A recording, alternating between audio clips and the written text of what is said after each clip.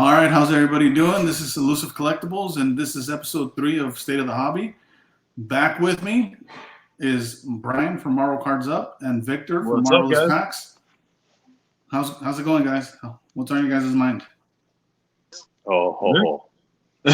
Well, let's start with some good before we get into the big and the saucy. So first, sports card investor, dude, Brian showed me a dope video today. He shared this link of them opening some Marvel. Now, last time I saw them open some sealed Marvel was a video like years ago when they did 2013, was it retro? Mm-hmm.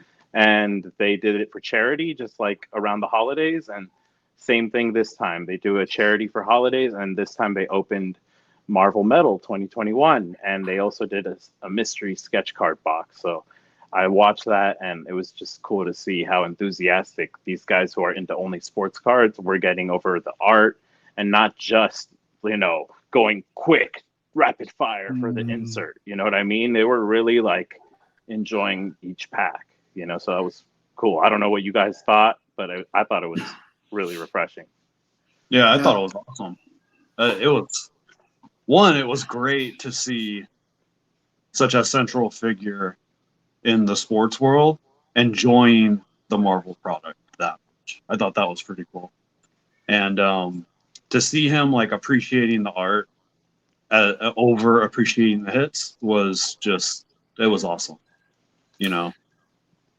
Yeah, I remember the video that Victor referenced, the one when he opened the 2013 for charity. He just happened to pull a blue Wolverine from his box. And I think that Wolverine went on auction for like $600, by the way, guys. Or I might be off. It might have been two. I'm going to choke. I gotta watch that. But it was low. For sure, not today's prices. You know what I mean? Can you believe that, though? $600. That's like... I know. I mean, don't quote me. I'm sure I'm off on that. It could have been like, for sure it was under $3,000, though. So again, nothing you could get it for now. But it was just nice to pull meaning from a charity box. You know what I mean? Like, you just happen to open that box and it's a nice blue Wolverine waiting for you. So had they opened that box today, what do you think they would make on a charity auction? Charity, I know we got to pump it up a little more. Mm-hmm. But what do you think the blue Wolverine PMG would go for? Say they held that all these years and did it for this Christmas. Mm-hmm. Yeah, pack fresh. Wow. Yeah, what do you think it would have done in the charity raw? Raw, I don't know. If assuming it's a 9 at least, you know what I mean? Being that it's packed fresh, I would say if it's a 9 for sure, $10,000. If it's raw, I have a hard time seeing it do over 7,000 currently. Because there's been one sitting for 8,500. On ComC, no one's picked it up. So right. So obviously, but you also, if you take into account the premium that we'll get because it's auction, not auction, because it's charity, right? Mm-hmm. It's going to demand a little bit of a higher premium, right? Because the empathy and people are going to want to contribute.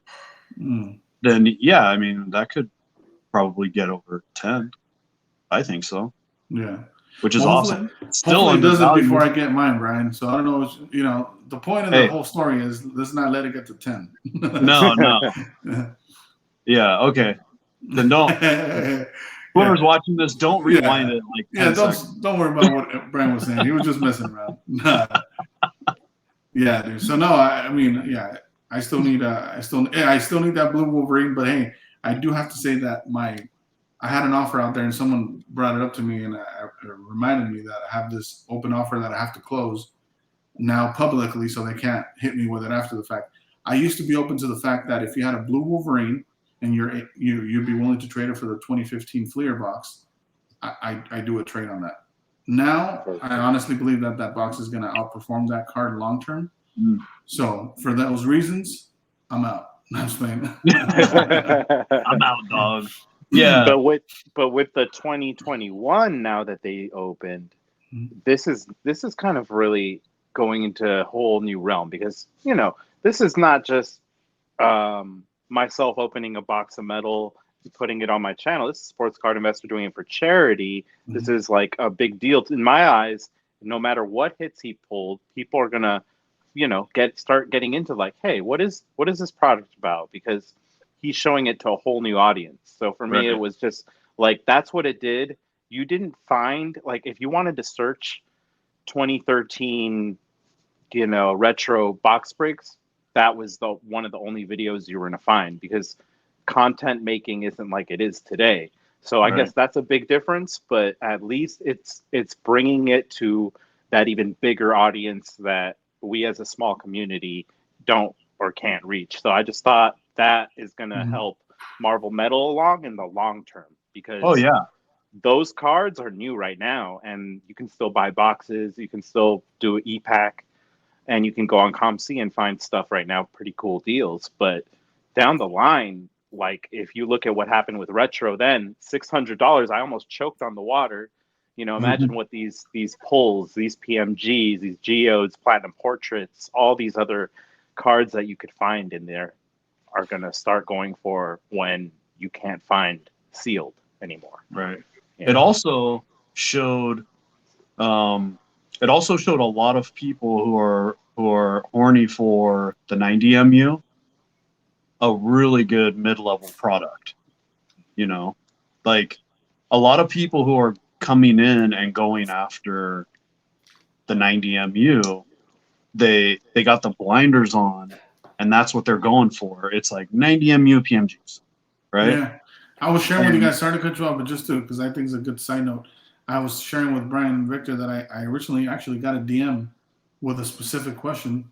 And, I go to this guy's profile and by the looks of it, he sells or trades nothing but sports cards. And he asked me, hey, can you explain to me why the PMGs are outselling the 90MU cards? That was legitimately his question. And he said, because those are some of those rookies are in the 90MU. And I was like, I didn't even reply. But and that's just like a clear case of miseducation. mm-hmm. You know what I mean? Which is so needed. Like better education for people in the hobby. When Jeff was breaking that metal box, the one thing that I was thinking while watching that was, this is awesome because it's a mid-level box. It's not even a high-end box, right?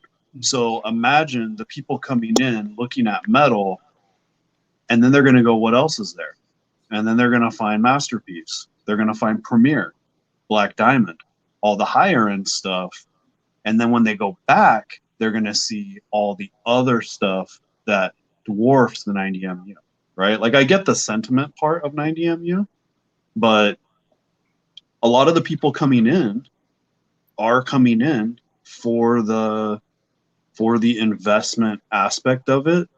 And then hopefully they can convert into the collector aspect and learn how to balance that, and then what that does, stimulate everything. It's organic growth. It's awesome. Right. Yeah. But to have blinders on for just one specific thing, it's frustrating, but in reality, they're just doing themselves a disservice. Exactly. You know what I mean? That's what yeah. You're We're just happen to be witnesses of it, and we're like, Yeah. oh man, we'll move out the way, and they're like, no, but I really want this. right. But it was cool to see also the sketch card box was like a little mystery box that you could buy from David Adams. They opened that up afterwards as a little bonus, like, oh, we have this bonus treat.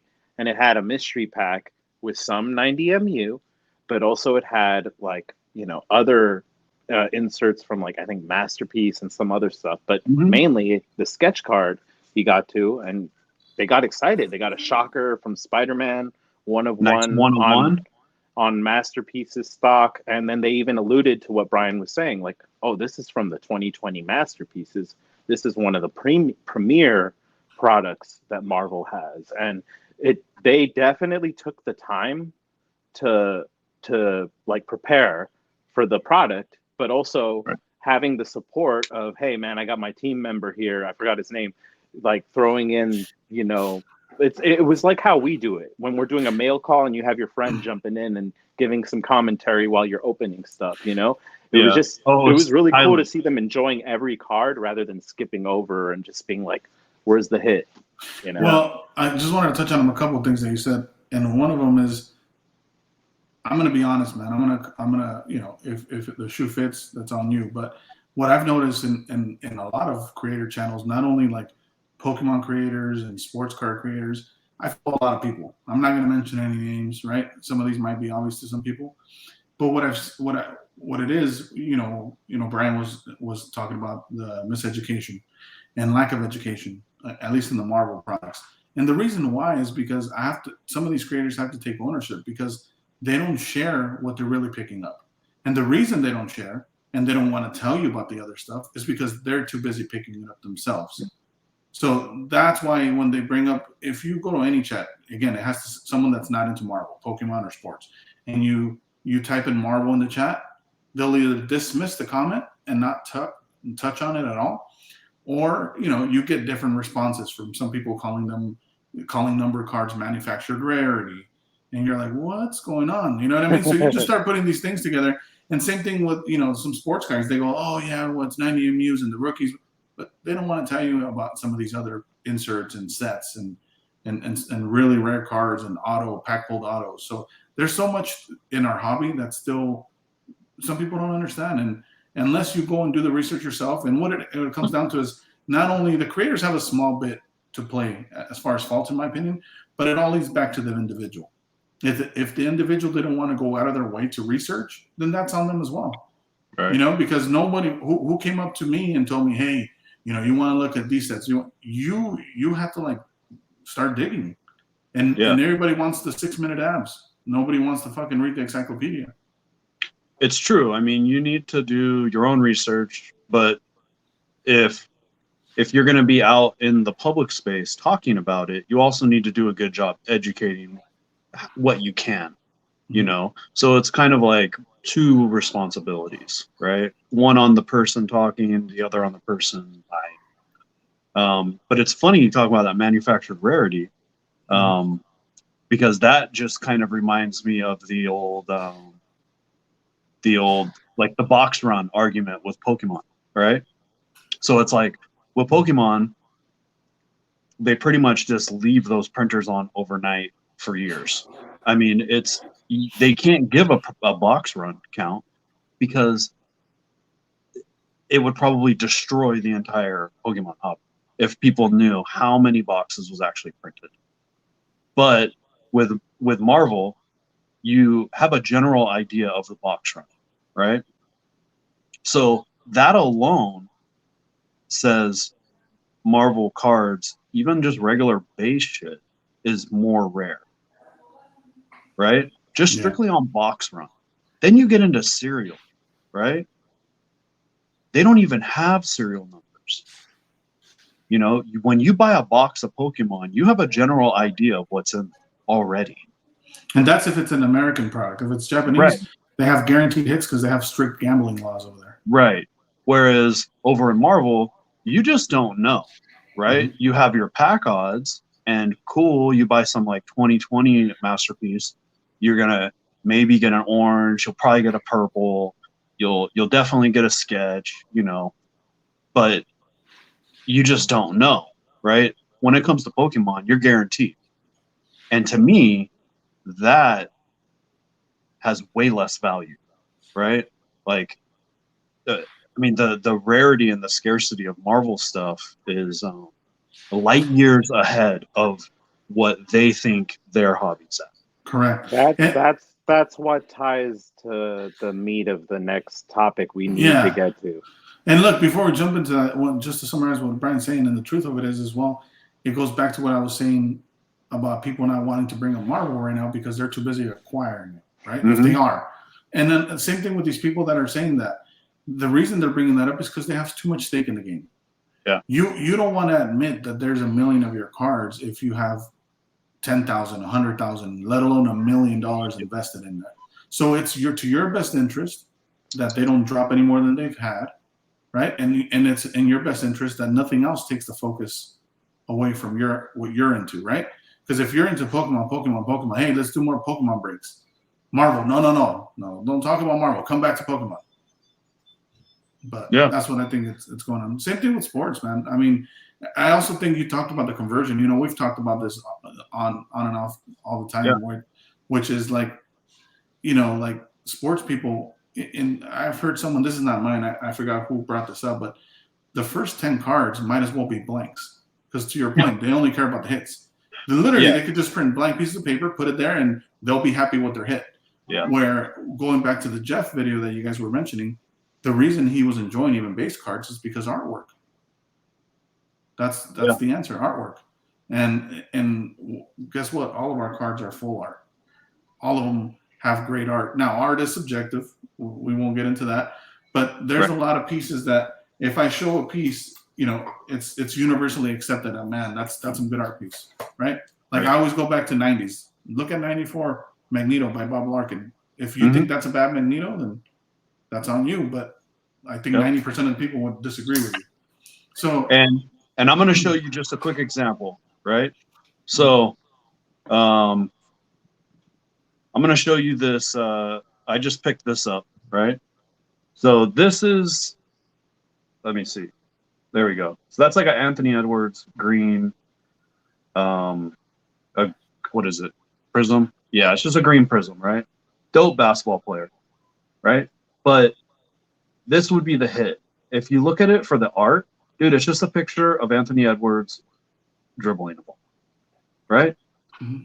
You're not connecting to that, right? Mm-hmm. You're only connecting to the hit.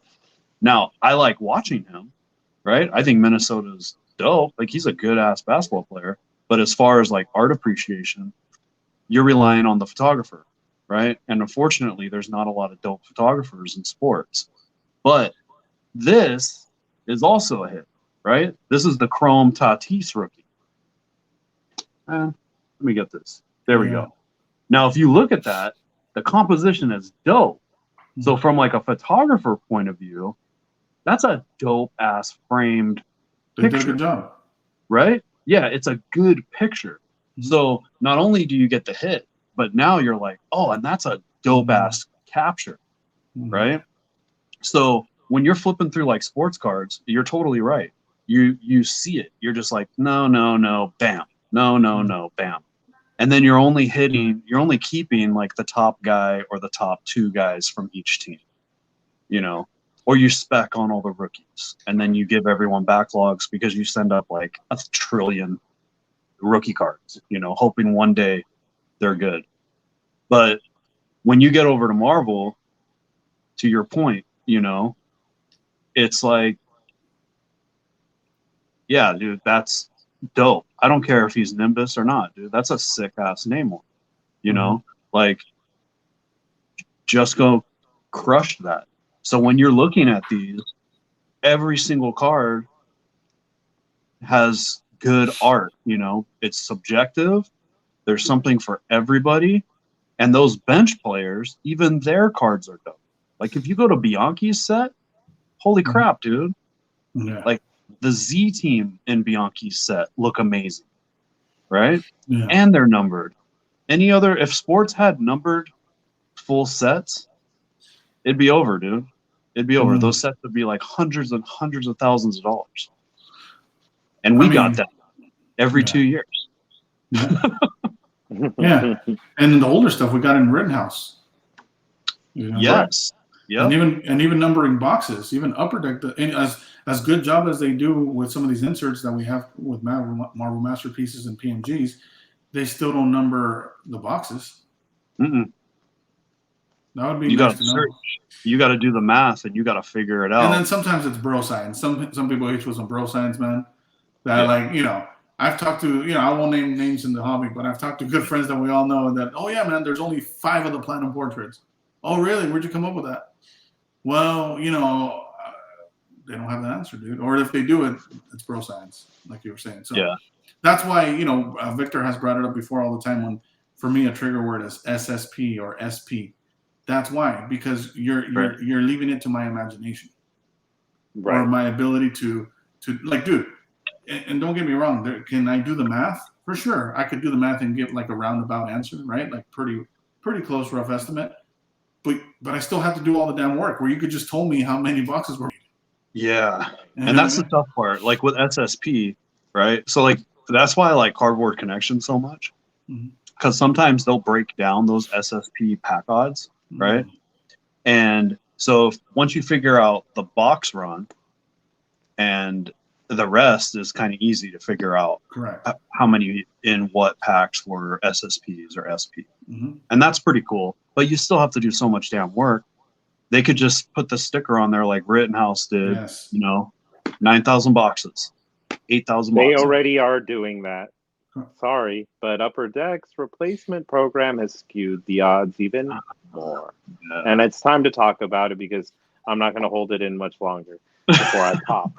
But basically, I want to recap what's been kind of going on is that different people in the community have been posting pics of cards that they've been getting in a replacement program with Upper Deck. So what that means is they're opening 2021 X-Men Metal and they're finding these defective cards. Mm-hmm. They're sending them in to Upper Deck, making a claim. Now, this claim takes anywhere from 12 to 20 weeks. It can be a long time. They reply to you, hey, well, we can replace it. What's your top 5 characters? Yada, yada, yada. They have a process. Now, you can go and see videos on other content creators that have done the replacement thing successfully, like Spidey209 has one.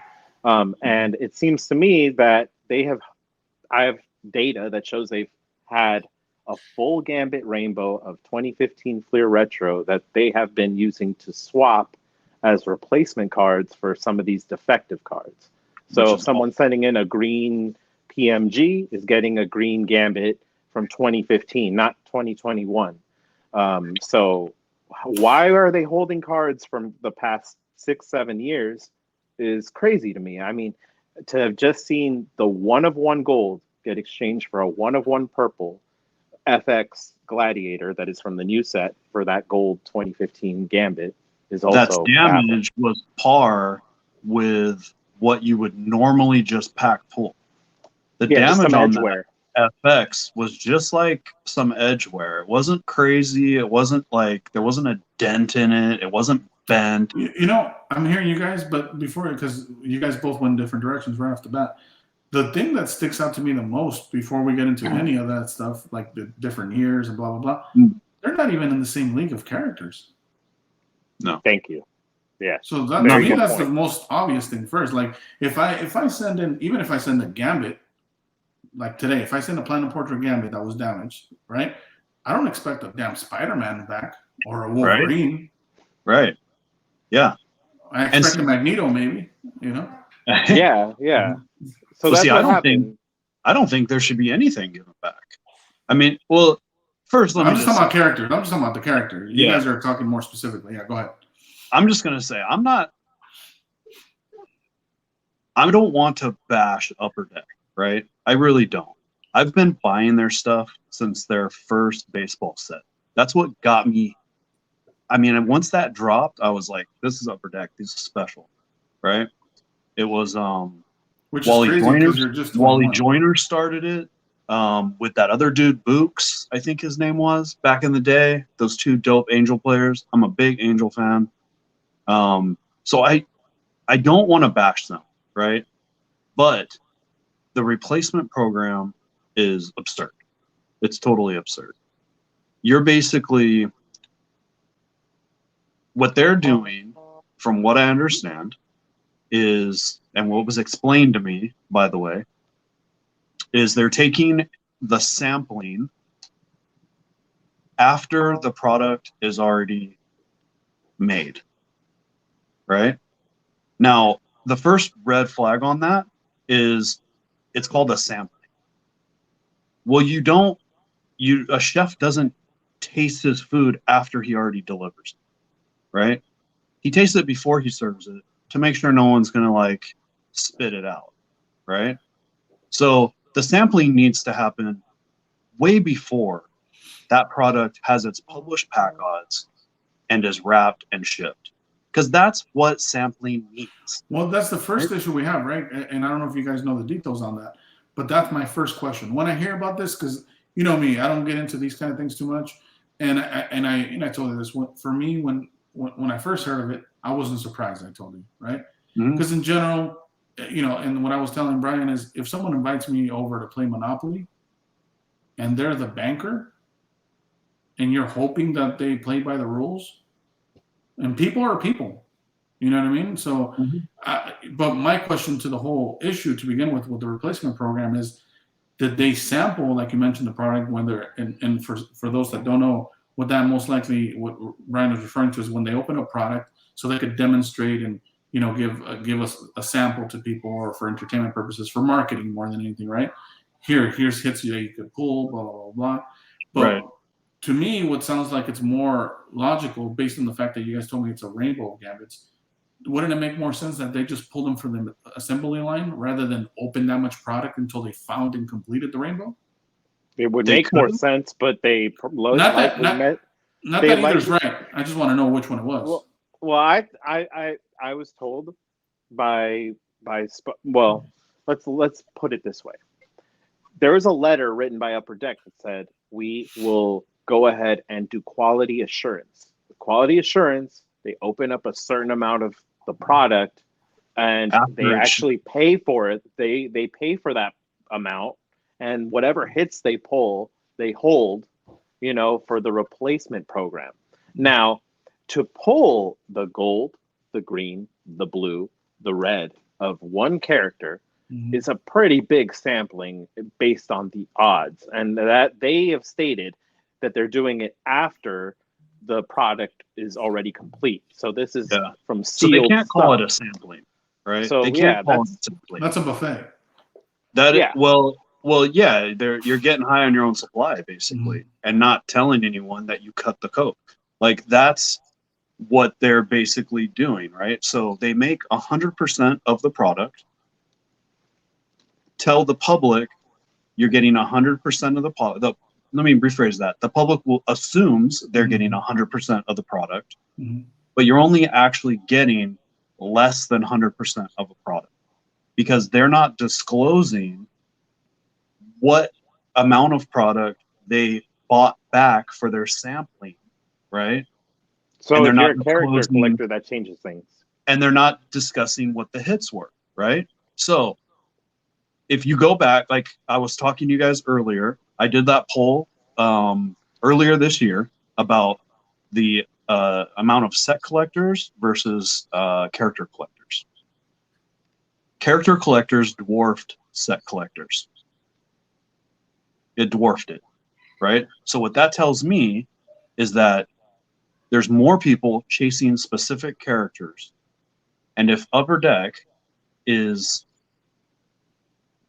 sampling their product after it ships, and we're assuming that it's 100% whole, we're going to go buy into that product chasing ghosts because we don't know if they're sitting at Upper Deck or if they're sitting in boxes. And that was my whole argument about the pack odds thing, right? I don't care that the gold was pulled. That just put it over the edge, right? Because I tried to bring up this argument when Justin was sent his green, right? And it didn't catch any traction. It didn't catch the traction I would like to. But now that a gold was a 1-of-1 was actually being held, that's a whole nother discussion. There's only one of those. Yeah. You know. So what I think of when you mention that, the fact that it's a 1-of-1, because let's be honest as well, no casual fan, most people that get into this might buy a box, maybe 2 boxes. Maybe. Right? Yeah. Some people could go crazy and buy a case. Let's just say that. But most people, won't buy 5-10 cases of the product, right? Unless you're like a dealer or vendor, whatever. Yeah. So to me, if I'm a Gambit collector and I heard, man, they're going to have a 1-of-1 Gambit, and that made the difference of me buying 1 box or buying 10 cases because I really want to hit that Gambit, right? Then that sucks. Yeah, then that sucks, right? Wow. And what's happening is that because they're not disclosing to the public the amount of boxes that they sampled from and the hits, and because we're assuming that it's 100% of the product, that means the pack odds are false, right? There's no arguing around that. Void. Right? So I mean, people can try to like math it away all they want, right? But they can't because it doesn't work, right? you're making 100% of the product.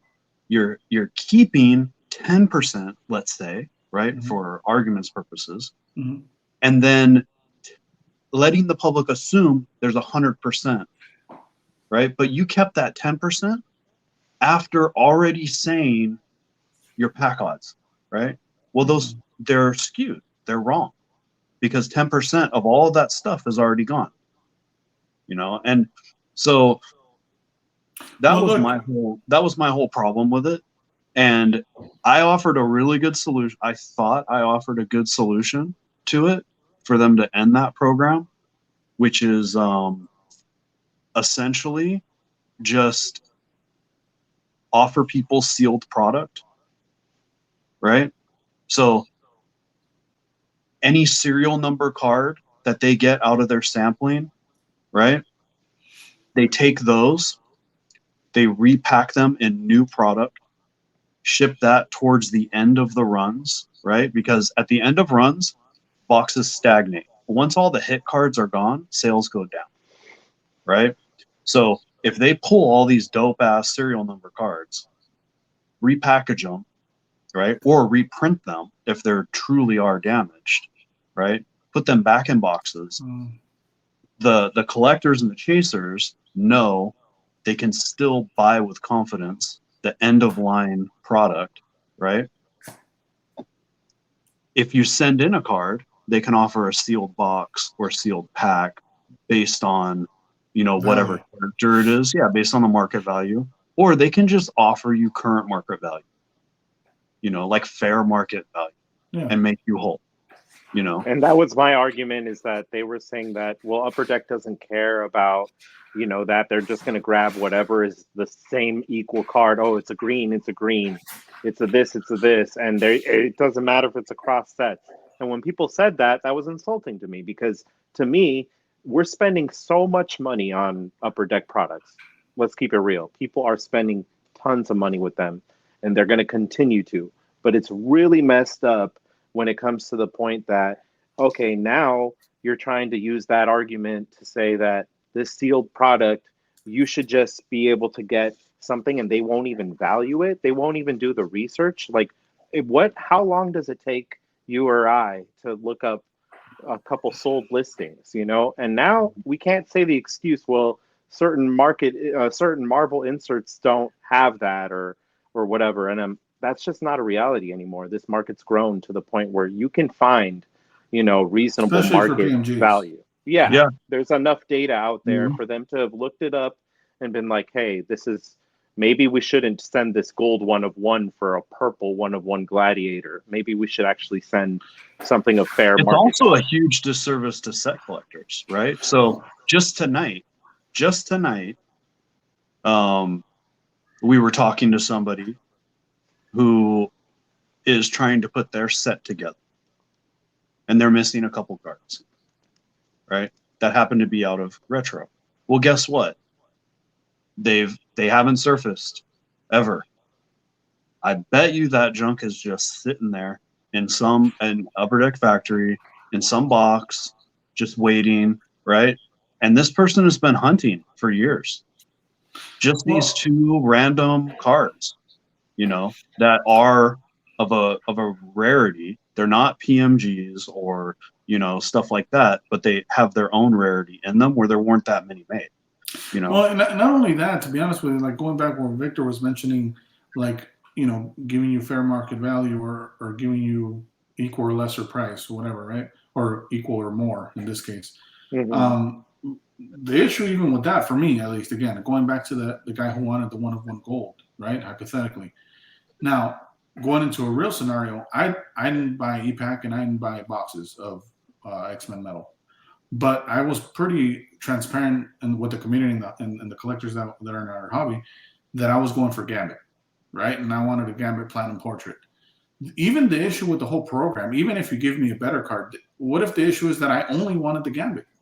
Yeah. I wanted the Gambit, and let's say I pulled the Gambit Platinum Portrait and it's damaged, and you go, you know what, Jesus, we don't have another Gambit, but we can send you a Wolverine. No, I want the Gambit. I want that. That's my Yeah. boy. Like I want that. correct. And guess what? EPAC hasn't came up, so that means I know for a fact you have a couple Platinum Portrait Gammas. Right. So when you let the public assume that you're delivering 100% product, because let's be real, they're not releasing a product and then publicly saying, "Hey, it's not 100% because we kept some." They don't do that. Or a list Right. of what they pulled. Yeah, but they don't do that. So when they release, right, when X-Men Metal dropped, the general, regular, normal person who had no idea about the quote-unquote sampling thinks that's 100% product, Mm. right? And it's not for every damn product. And that's what pisses me off, because even Panini does it the better way, right? When they do their product, when they show their product, they'll crack a box, but they're showing you what it is. So, oops, hey, I got that whatever RPA. Well, at least you know now that that thing is gone. So if that was your boy and there was only one of those, now you're not gonna buy that product. Mhm. Saves you a ton of time, right? Mhm. And the other argument that was kind of made about that was the redemption program for sports, right? Well, what about the redemptions? Other companies do it. And that's where the whole, my thing is all about intent, right? Mhm. When sports companies do redemptions, they intentionally make that card to hold it back for redemption. Mm. It's not because they release a product with that card in it for the public to rip and then hold that card back, right? Yeah, that was its purpose from the get-go. The purpose was to publicly know that that specific card was the redemption. And then you get the blank card, you scratch it, you redeem it. So that whole argument, it's void. It's null and void. It's giraffes and lions. It's two totally different things, Right. So, and then transparency, just like if you're going to sample, make it a public sampling, or let the community know this is a 5% sampling. We're going to do breaks these days a week at this hour. Join in and get a preview of the product. Have a look at what we're going to be opening before the release date. Mhm. And, like some of the cards that we're going to have in case you get a defective product. That could be really nice, like, I mean, they could really attract more of an audience by just being more honest and clear with like how they do business. They don't have to show us how they make the cake, but they could at least, give us a little bit of a taste. You know what I mean? Yeah, so let us watch them eat it. Yeah, so we know what's there. We're gonna go in. Exactly. I'm gonna go in deep now. I think you could even cut a lot of those steps about opening or sampling. I don't like that word. I'm gonna start using it for whatever reason. My head goes towards people at Sam's Club. When they're not doing a sample, they're actually trying to have lunch. You know what I mean? Yeah. So I like to picture this Upper Deck going to every single booth talking about, hey, it's only a sample. Hey, but guess what? This is actually good, right? That's When you go to Sam's Club, right, and they got like a little nugget on a stick to sample, they didn't get that out of the box that you're gonna buy minus one of those nuggets, right? They took that from some other box, right, that was held back intentionally before those other boxes were put out. You know what I mean? Yeah. So and it's hilarious to me that they would even think that they can't sample the cards before the release. Like that's just weird. And Upper Deck, please, we love y'all. We do. Yeah. This is why we care. We care, and we want it to be better. This meeting is actually for you, by the way. This is your intermission or intervention. Intervention. Yeah. Even to the whole sampling thing, the reason I brought that up was because they could also do that when they're printing the cards, you could get a couple ones that are base. You don't need to get chase cards or inserts. Get a couple of the base. Maybe get some of the inserts that are there's a plethora of. Don't touch the number cards. and then show us those cards, right? Yeah. Because that gives us a sense of the design, the quality control of the card. We want to see the edges, Yeah. we want to see the whitening, all that.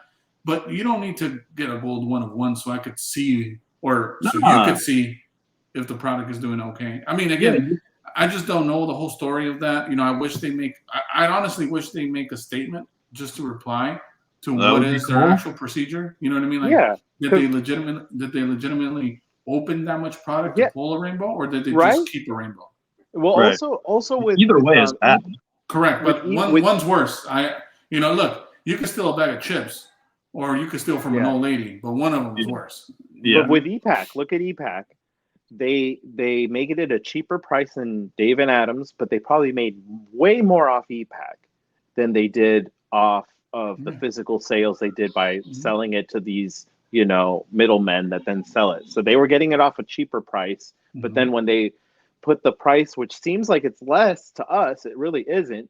They cut out all that middleman stuff. They don't have to have boxes. They don't have to have any of that. They basically they had no base because it's all digital in EPAC. Mhm. So you skipped all this manufacturing process on probably half of the product or whatever the percentage breakdown actually is. Right. So these hits, they had plenty of replacement hits in their ComC warehouse to be able to be like, well, what's a good market value for this 1 of 1 gladiator? We don't have any other gladiators, so we're going to have to do a different character. What would work? And that wouldn't have been hard to kind of figure out. And for me to go to 2015 means, what else do they have? What other sets do they have? Like, how much did they sample from all the other products before and after? Because 2015 was one of the last sets before EPAC started. EPAC started with Masterpieces in 2016. That's why, to me, it's very triggering, because I'm like, things aren't adding up. Like, what else have they been holding? For replacement. To me, that opens up even a bigger conversation because it ties into Fanatics. Right? You brought up EPAC, which is pretty much direct to consumer. You mentioned cutting off the middleman. And another one of those issues, which I think is messed up, because according to, if I don't have my facts wrong, again, from what I've heard, Fanatics wants to cut off these middlemen and the mom and pop shops. But if you think about it, the example you gave of how much David Adams benefited from X-Men. Exactly. To me, in my opinion, the wrong people are benefiting. The people that don't, the people that need to make that kind of difference in price, a markup. If my local hobby shop carries Spider-Man metal per se, and let's say I could buy it at David Adams for $200, and they have it for $250, I'll pay the $250 because I'm supporting a local business. That makes sense to me, right? Everybody's different, but for me to pay $250 for someone that just has it in their warehouse is going to ship it to me, and already has a bunch, it already has an automated system. Like, they know what they're doing over there in David Adams, right? They don't need that markup. They're already selling so much in volume. Right. The reason the mom and pop needs it is because they're not selling volume. Because they got to meet their monthly, they got to pay bills. They have overhead, correct? Exactly. So to me, which is something I don't agree with Fanatics cutting those people off, because I think a lot of why people get into the hobby is those communities. They say they're, just for the benefit of a doubt, right? I did see them at Burbank Cards recently. What was that? They did meet up at Burbank Cards. So yeah. So, I mean, they did publicly say that they're going to be working with like brick and mortar shops, but saying it and doing it is going to be two totally different things. So I don't really have much info to weigh in on that, only because they said they're going to actually try to do it, and that would be great. That would be great. But it brings kids into it, it allows. But it's counterproductive to what they're trying to build. So that's kind of where I'm like, are you really? Are you really going to help them out? Because they're giving you the politician answer before they're in office. Right. So I don't know how that's going to pan out. Like I said a while ago, I'm not even going to really think about Fanatics until I hear what they're going to call their cards, right? The branding of their cards is going to be their live or die. Hey, and on that note, another thing I want to bring up that I've been hearing lately a lot from both sports people and Marvel, right? So if you guys know this, there's so many upcoming sets, right? And I heard this on the sports side where, Panini and whomever else with the licenses, they're printing a lot of things to oblivion now, right? Because they have no incentive not to do that, right? Because they're on their way out. And, I heard someone saying, well, now look, Upper Deck's coming out with too much Marvel product. But look, the benefit on both, that's what I'm telling you. You'd be surprised, right? But here's the thing. That logic, and look, can they ruin the future of trading cards as far as like new product? Yes. But you could always go back to vintage. No one's going to take that away. No one can take that away from you. And that's the same thing when, same thing with sports. When I first heard about the whole Fanatics things and people were like, oh, they're going to cut the middleman. Because that's what I initially heard, by the way. That's where my info. So that's how much I haven't caught up to the whole Fanatics thing.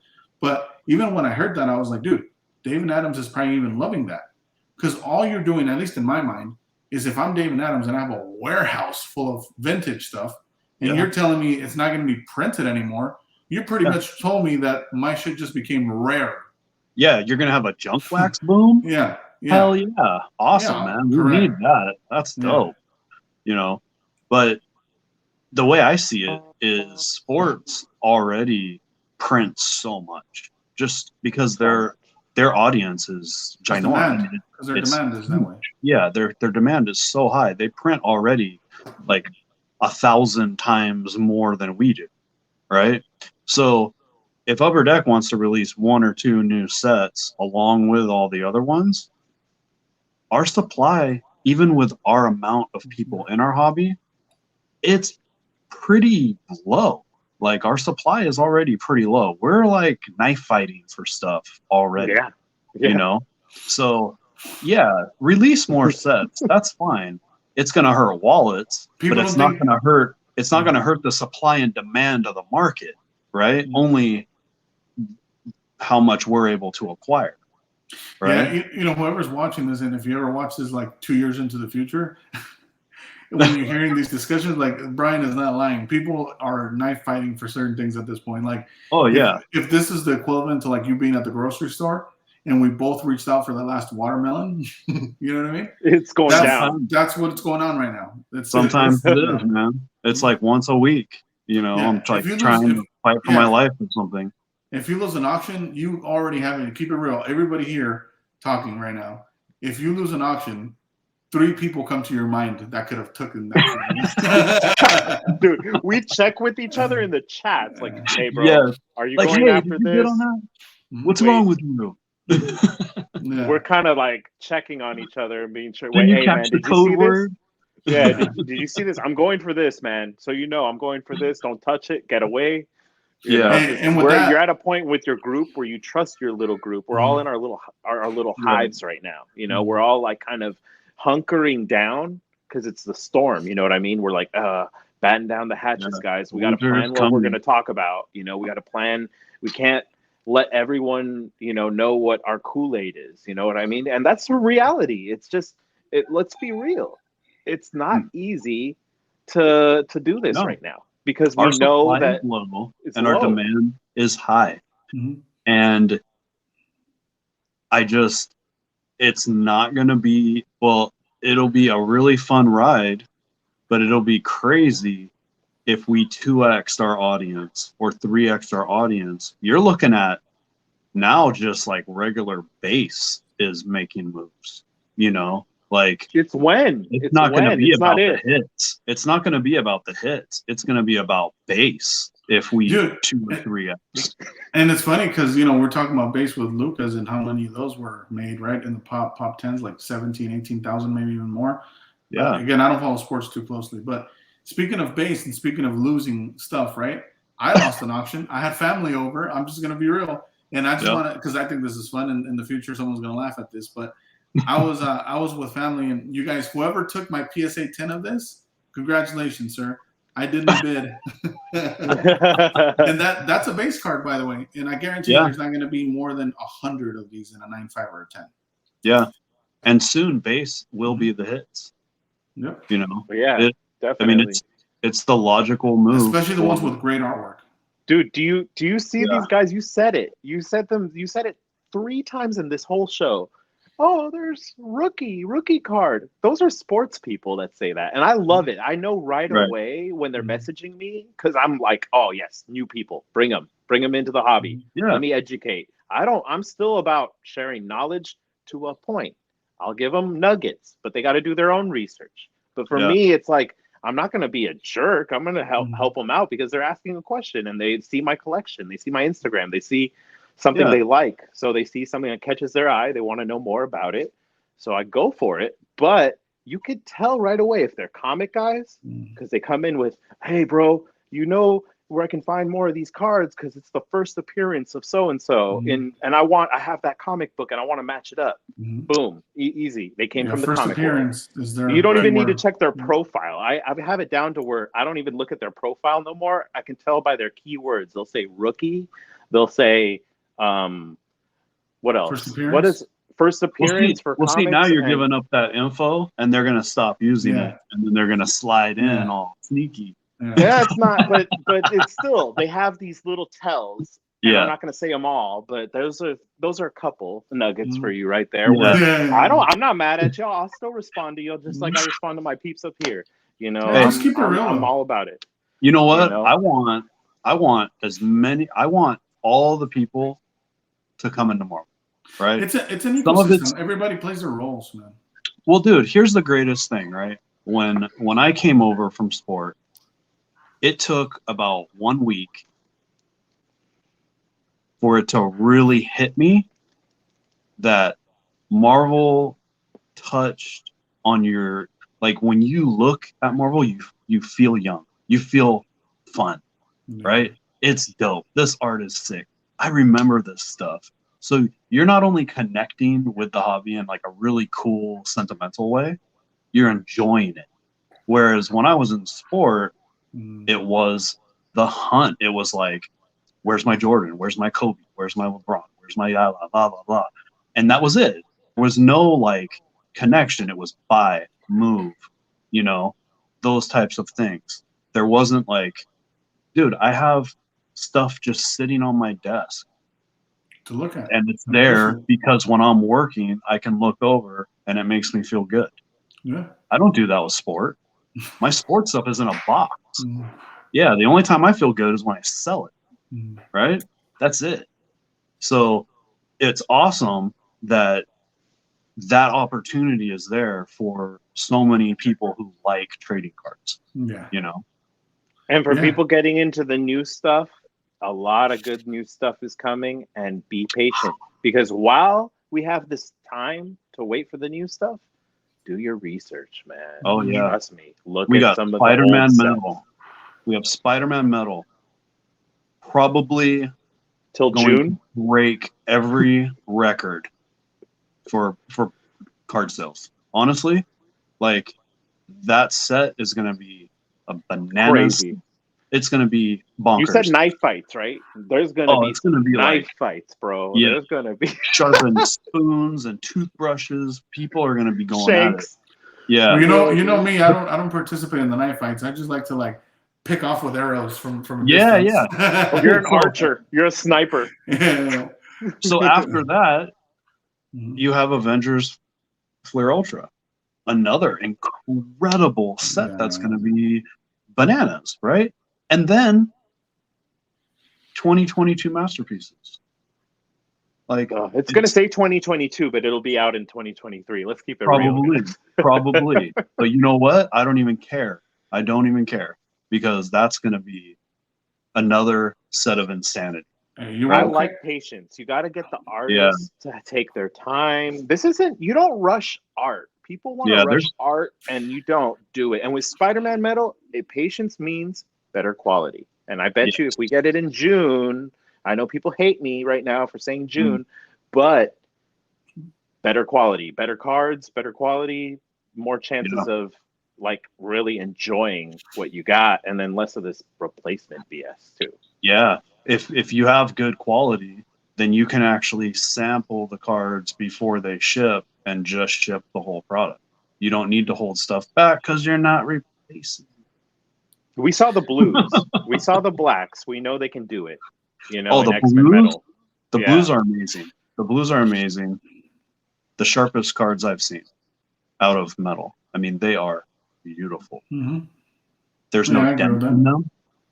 They don't have the dent marks, right? Whoever Mhm. was cutting and doing the cards for Upper Deck, they just, I hope they are gone forever. But they I'm reminded glad they me got the of, people back. They must have had the secretary doing it during pandemic or something. But I don't want to hate too much on The Upper Deck. mailroom. I've had my jokes. I've had my fun. Yeah. I want to say good things. I'm excited about the sets that are coming up, even if we got to Hey. wait a little longer, because I'd rather have quality over being it rushed and Yeah. just I being a love- money grab. But also, I look, love Upper Deck, man. yeah, and look, it's all cool, but in reality, sorry, look, even it's okay in my opinion. Everybody's very sensitive nowadays. All we're doing is giving constructive criticism on Yeah. how you can Thank you. sell more of your own product. Yes. And at the end of the day, all Disney and that owns Marvel is entrusting you to do is to create good cards. That's it. Yep. If you can't do it or you don't want to do it, I'm sure Topps or someone else would love the Marvel IP. I'm sure they would love it, especially Gosh. when they're seeing these PMG prices. They're like, "Oh, what? Who owns that license? How much Yeah. you want for it?" Oh, who wants a So- top Chrome's Marvel? Mhm. Who wants? Yeah. So, Who wants the Topps finest Marvel? and they're doing a great job with Star Wars. You know what I mean? Dude, Dude, I'm trying to tell you. Yeah, They I have are. to pull out my super refractor. It's not man, good. I can't even think about that because, yeah, I've been Another rabbit hole. I've been a lifelong Upper Deck fan. I love the company, you know. We I've just want them to be the probably- best they can be. Yeah, You know? that's all, dude. I've been buying with them all the way through their bad sports stuff. You know, you guys all the remind me way of to like, good. this is an intervention because you guys are reminding me of like how you would talk to your mom after the fact. But you know, we do love you and we love everything you do for us. So and disappointed. we appreciate everything you do. No, Yeah. guys, no, there's no backpedaling. I was No, the calm one. Hey, bro. No, I just want to. Yeah, I just no, it's- want. If anybody from Upper Deck is watching, they need to understand that it's not ill intent, right? Yeah, correct. It's That's- constructive criticism. What was in?